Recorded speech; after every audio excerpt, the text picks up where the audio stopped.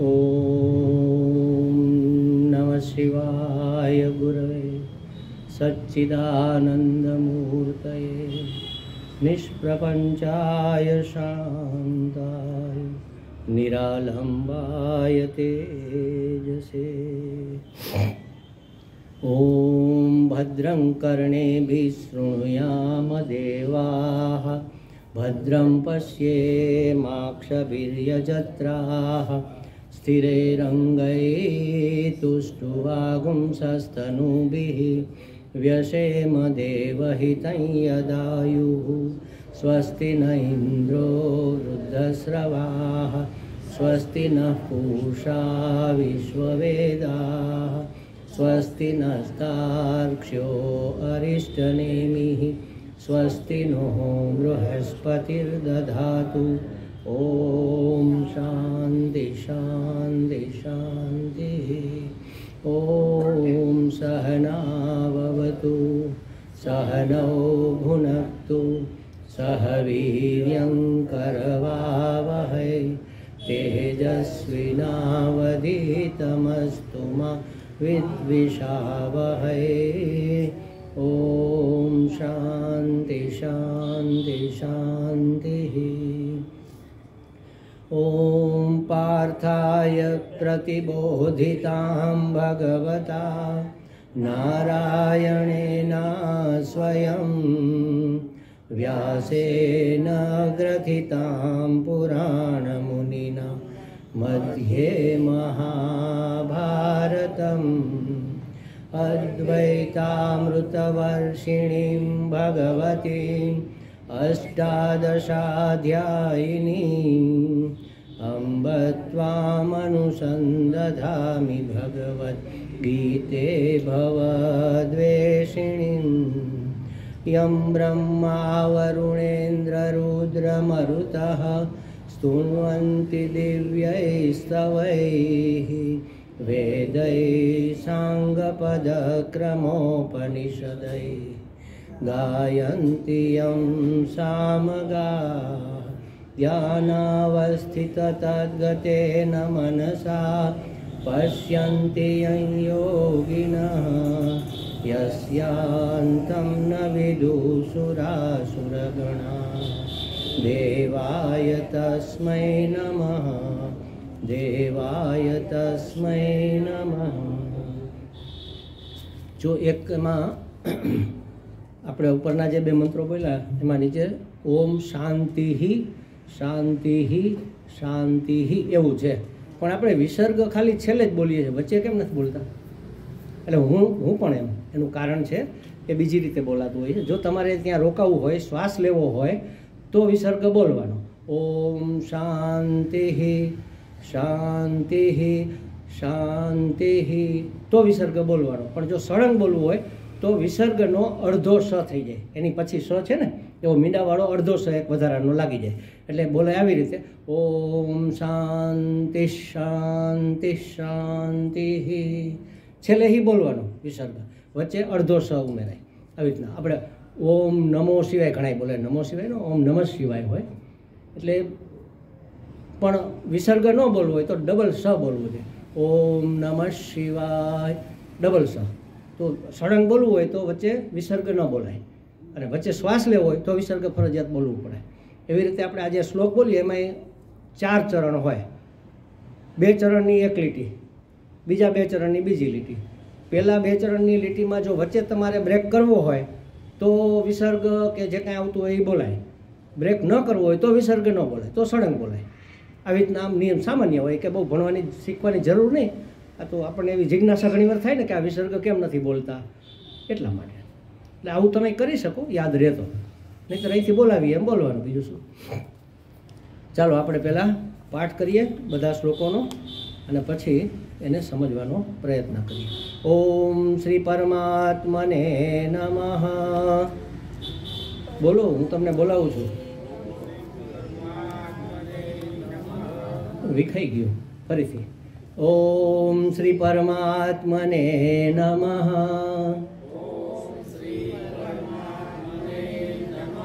अथ प्रथमोऽध्यायः धृतराष्ट्र उवाच धर्मक्षेत्रे कुरुक्षेत्रे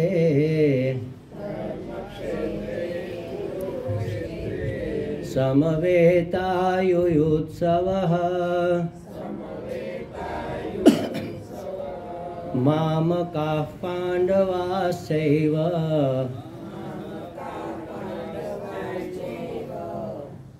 મામકા છે ને એના પછી પ આવતો હોય એટલે વિસર્ગનો અડધો ફ થઈ જાય. આવી એકવાર વાત કરી હતી, યાદ રહે તો ભલે, નો રહે તો કાંઈ વાંધો નથી. મામકા પાંડવાશ્ચૈવ કિમ કુર્વત સંજય સંજય ઉવાચ दृष्ट्वा तु पाण्डवानीकम् दृष्ट्वा तु पाण्डवानीकम् व्यूढं दुर्योधनस्तदा आचार्यमुपसंगम्य राजा वचनमब्रवीत पश्यतां पाण्डुपुत्राणाम्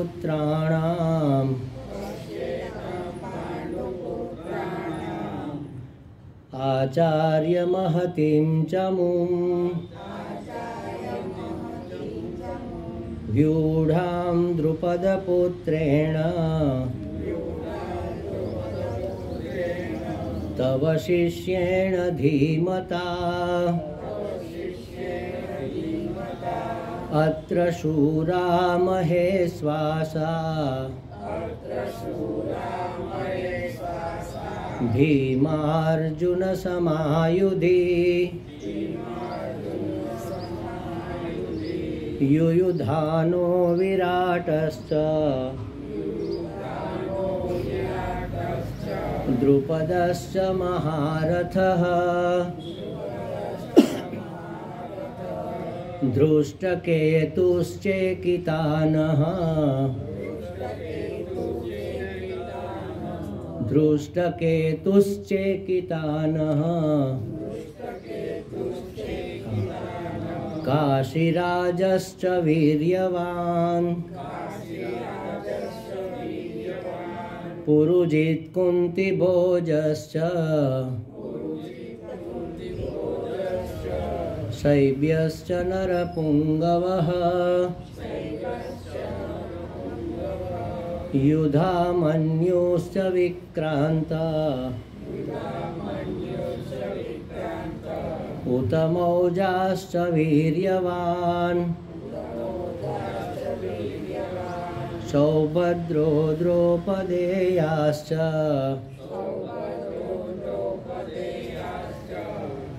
सौभद्रो द्रौपदेयाश्च જો ઉપર બે માત્રા હોય અને એક માત્રા હોય, બે જુદી રીતે બોલાય. સૌભદ્રો જુદું થાય, સૌભદ્રો સૌભદ્રો દ્રૌપદેયશ્ચ દ્રૌપદેયશ્ચ ને દ્રૌ सौभद्रो द्रौपदेयश्च सर्व एव महारथाः. હા, અહીં સુધી આપણે જોયું હતું. એટલે 1 મિનિટનું રિવિઝન કરી અને પછી આપણે આગળ ચાલીએ. શું કહે છે?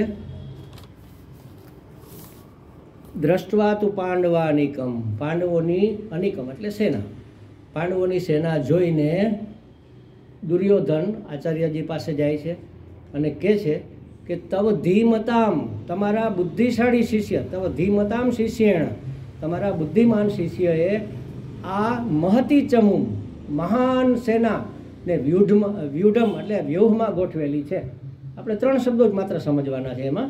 એક તો દ્રુપદ પુત્રેણે એવું કીધું, કારણ કે આચાર્યને પક્ષપાત છે, એના પ્રિય શિષ્યો સામે પક્ષે છે, અર્જુન ને બધા 5 પાંડવો, એટલે નહીંને પક્ષપાત કરે અને બરોબર લડે નહીં તો, એટલે એને ઉશ્કેરવા માટે એની અંદર ગુસ્સો જાગૃત કરવા, જુસ્સો પેદા કરવા માટે એમ કહે છે કે દ્રુપદનો પુત્ર, કારણ કે દ્રુપદને અને દ્રોણને વેર હતું અને પોતાના વેરીનો પુત્ર એક કારણ. બીજું કારણ એ કે એણે યજ્ઞ કરીને આ પુત્રને પ્રાપ્ત કરેલો અને યજ્ઞમાં સંકલ્પ એવો કરેલો કે દ્રોણાચાર્યને મારે એવો પુત્ર જોઈએ છે.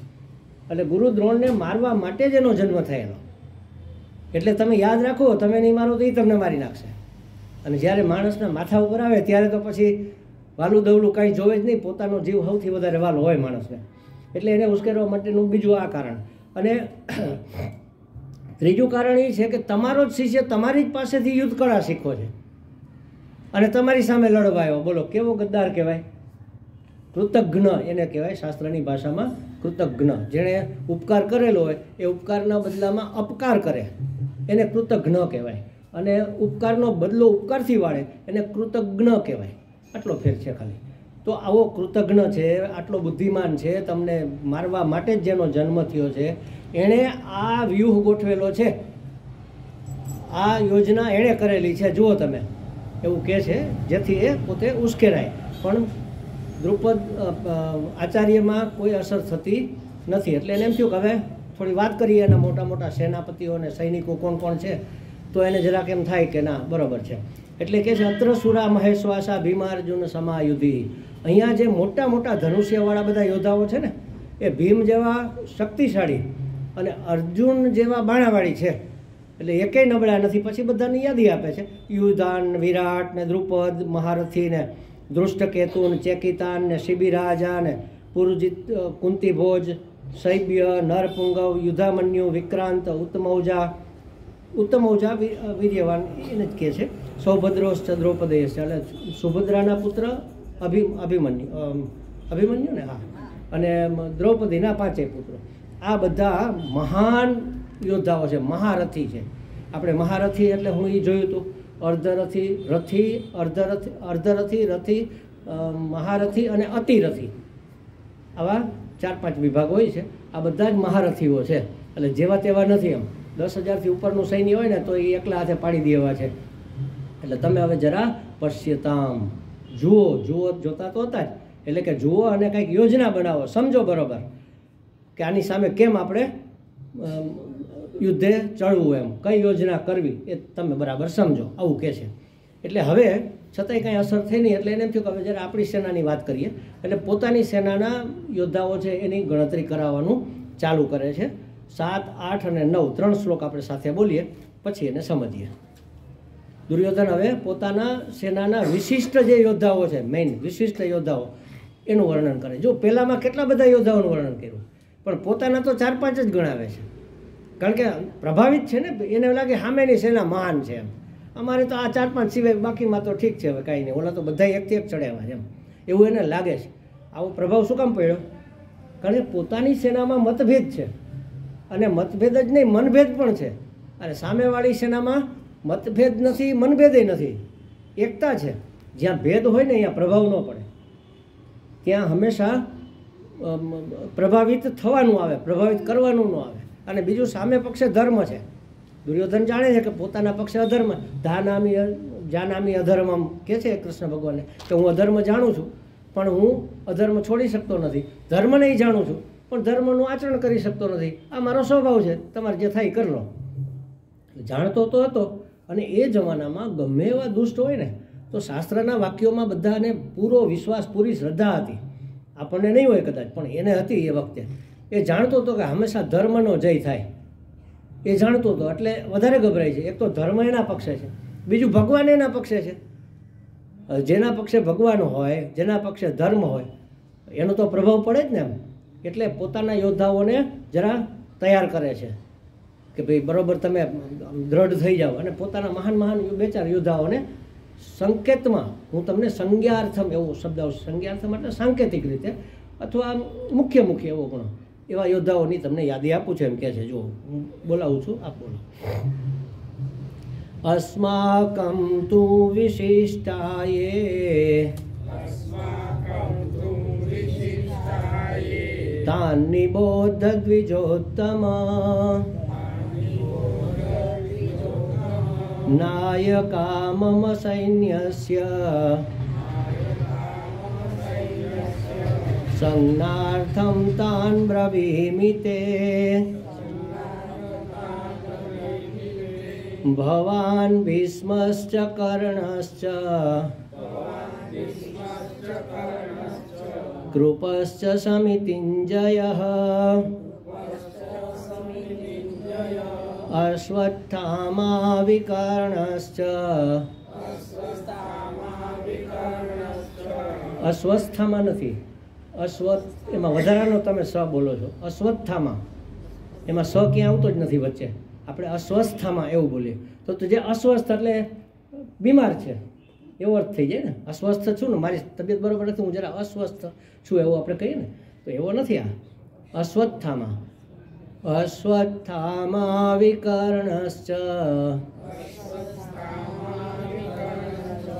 સૌમદત્તિસ્તથૈવ ચ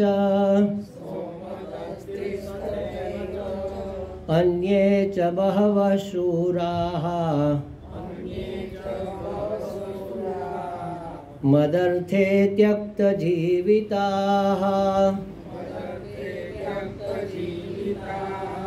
નાનાશસ્ત્રપ્રહરણાઃ સર્વે યુદ્ધવિશારદાઃ. શું કે છે? દ્વિજોત્તમ, આવું સંબોધન કરે. આગળનામાં એમ કીધું તું આચાર્ય દ્વિજોત્તમ. દ્વિજ એટલે એવું નથી. દ્વિજ એટલે જે 2 વખત જન્મેલા હોય એવી 3 જ્ઞાતિઓ છે. બ્રાહ્મણને પણ જનોય હોય, એ પણ દ્વિજ હોય, ક્ષત્રિય પણ દ્વિજ હોય અને વૈશ્ય પણ દ્વિજ હોય. એ 3 જનોય લેતા હોય, પણ 3ની વિધિ જુદી હોય, 3ની ઉંમર જુદી હોય. બ્રાહ્મણને 7-8 વર્ષમાં જનોય આપવામાં આવે છે, ક્ષત્રિયને 8 વર્ષ પછી આપવામાં આવે, 8 થી 10 વર્ષની અંદર, અને વૈશ્યને 12 વર્ષની આસપાસમાં આપવામાં આવતી હોય છે. 3 દ્વિજ છે. એ દ્વિજોમાં ઉત્તમ એટલે બ્રાહ્મણ. દ્વિજ એટલે બ્રાહ્મણ નહીં, દ્વિજોત્તમ. 3 દ્વિજ તો છે, પણ એમાં ઉત્તમ કોણ છે? મુખ્ય કોણ? ઉત્તમ એટલે શ્રેષ્ઠ પણ ખરું અને મુખ્ય પણ ખરું. એમાં મુખ્ય કોણ છે? તો કે બ્રાહ્મણ. હવે અહીંયા દ્રોણાચાર્ય દ્વિજ બ્રાહ્મણનું કામ કરવા આવ્યા છે, ક્રિયાકાંડ કરવા આવ્યા છે, યોદ્ધા છે, એને દ્વિજોત્તમ કહીને શું કામ? આચાર્ય કે તો હજી સમજ્યા, ચાલો. યોદ્ધા ન કહે, નાયક ન કહે, સેનાપતિ ન કહે, કાંઈ વાંધો નહીં, પણ દ્વિજોત્તમ હે બ્રાહ્મણ શ્રેષ્ઠ એમ.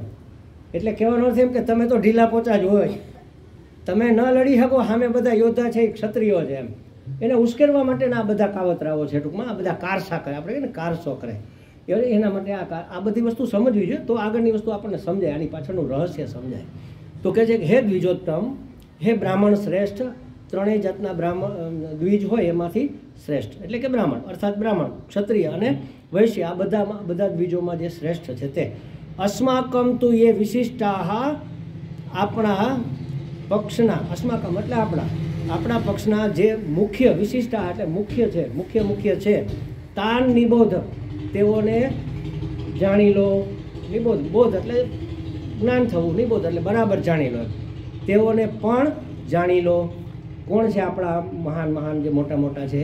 મામકા સૈન્યસ્ય નાયકા, હા, મારી સેનાના જે નાયકો છે એને તમે જાણી લો. તાન બ્રવીમિ તે, તેમના વિશે હું તમને કહું છું. કેવી રીતે કહું છું? સંજ્ઞાર્થમ, ખાલી સંકેત કરું છું. થોડાક મુખ્ય પ્રમુખ છે એ 2-4 જણાનું તમને સંકેત કરી દો. બધાનું ક્યાં વર્ણન કરું? 11 અક્ષોણી સેના છે, કેટલી ટુકડીઓ એમાં હશે? એક અક્ષોણીમાં એક ટુકડી ગણો તો એક સેનાપતિ હોય, અને એ સેનાપતિની નીચે પાછા ઉપસેનાપતિ હોય, એ બધાનો સરસેનાપતિ હોય. એ એટલાના ખાલી મુખ્યના નામ લે તોય ક્યાં જાય? એટલાય નથી લેતો, 2-4 જ નામ લે છે, 2-3-4 જ બસ.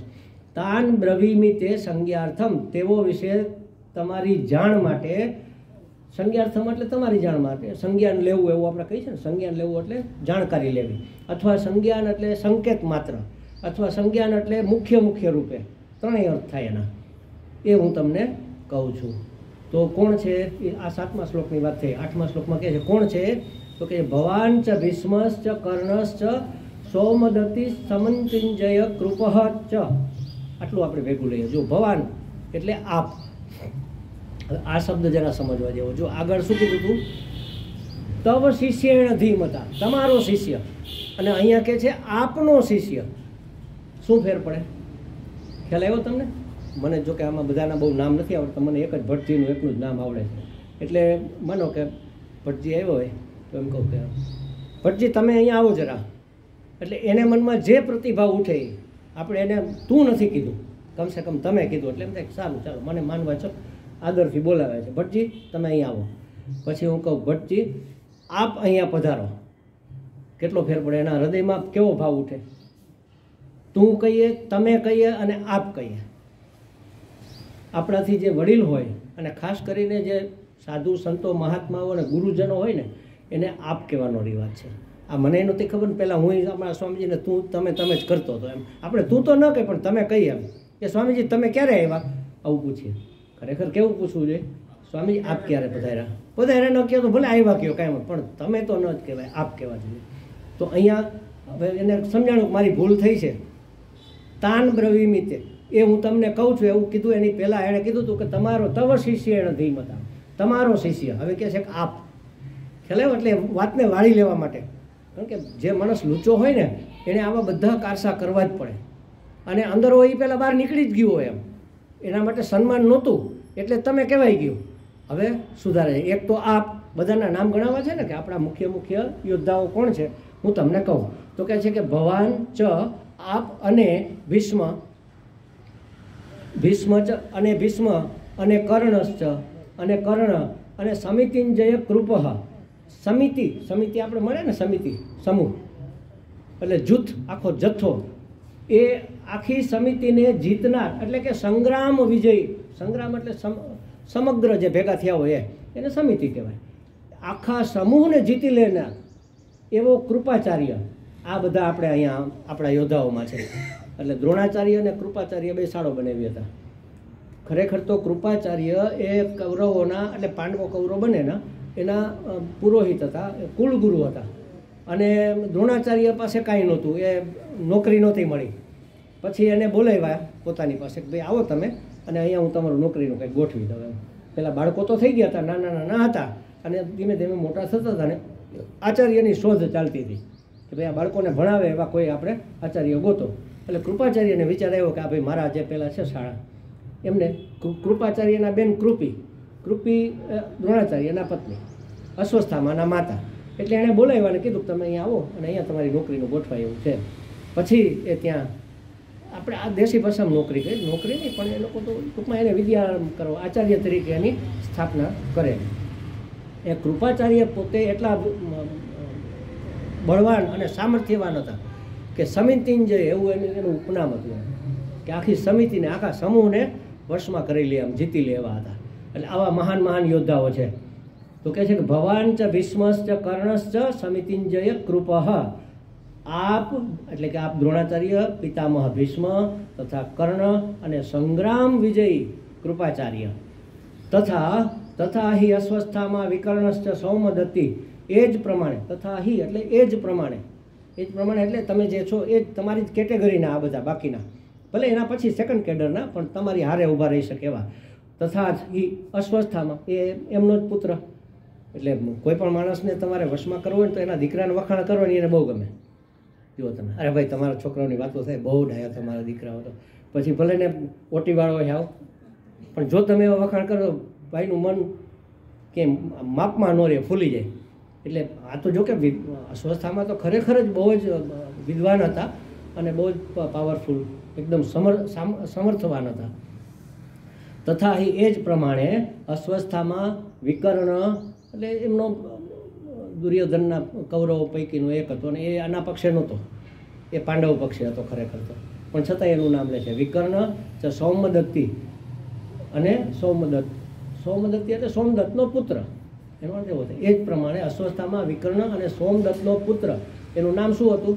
ભૂરિશ્રવા. ભૂરિશ્રવાનો અર્થ શું થાય ખબર છે? પ્રખ્યાત સોમદત્તનો પુત્ર.